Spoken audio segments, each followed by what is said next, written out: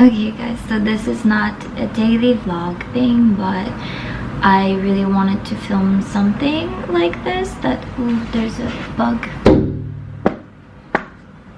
I just caught it with my hand. Ew. This is something I've been working on myself recently. I thought it would be nice if you guys can join me and practice together, or if you have different thoughts, then you can share with me.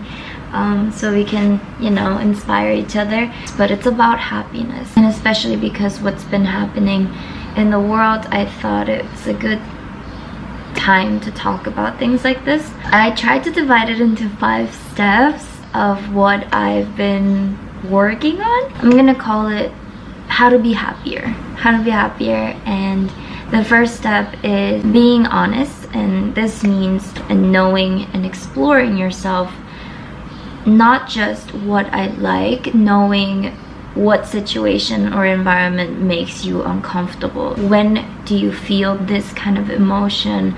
In what situation? I believe you can make wiser choices for yourself, because then you have the option to either expose yourself and go through the experience, or if you feel like it's not the right time, you can avoid from going into situations like that. So that's very important. And the second step, I would say, is being intentional, and this is like 5 stars. Basically changed my life. This generation especially, we have so much distraction around us. When you're doing one thing, really get into that, the results are gonna be very different. Focusing on one thing and just being intentional at that moment, and having to do this while you're thinking about that, it's like separating your energy. Just putting positive intentions behind every action you do. For example, intentional eating is something I've been working really hard on. You're just having a simple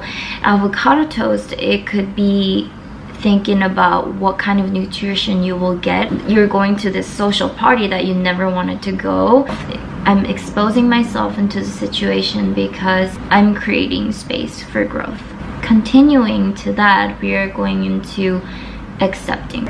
I think is very related to confidence. And by accepting, it doesn't mean accepting the low parts and the negative parts and being okay with it. It's not about that. It's like seeing what it is. And for me personally, I'm the person that actually has to experience it. Oh, for example, I'm worried about this test I'm about to take, thinking in my head, this is gonna be great, I can do this, I kill this test. Like, yes, that also helps, but for me, and I need to know and do more than just preparing my mind like that. It's basically, I want to say, making room for some growth, and then you just challenge yourself to that uncomfortable situation to learn. If you're intentional about number 1 and 3 together, then you're like, you kind of already know how you're gonna feel, how you're gonna act in this situation.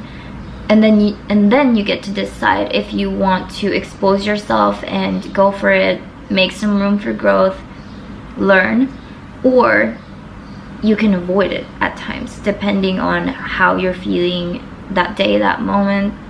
This is something, it changed me because I know exactly when and how much I can take. It's been good because I feel like I have a little bit more control, and fear comes from not being able to control. And then it goes into step 4, and this is giving. Growing up, gratitude was a huge thing my whole life. This is something God has taught me, my parents has taught me. Gratitude should be the foundation of your thoughts. So just going into any situation, if you have that gratitude mindset, you always look forward to more giving and serving. I'm gonna talk about the serving mindset first. So if you just put it simple, 5 people in the room, and one person has that serving mindset where they just want to do everything for the other people to be happy, and the 4 other people is like,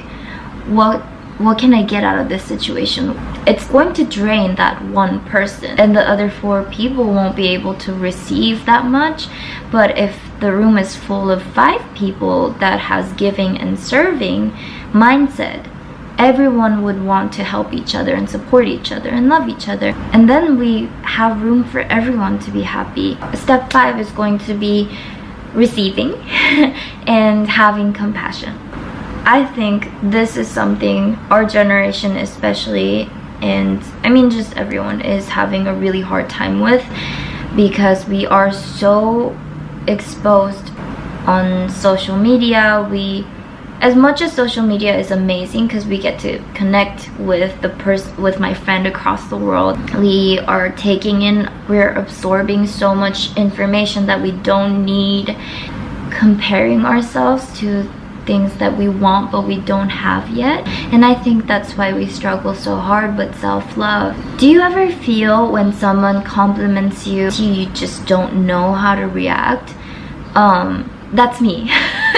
That's me. I might look like I'm saying, oh, thank you, but then inside I'm like kind of freaking out about it. Oh my god, this person actually thinks this is great. Is it real, or are they just saying it?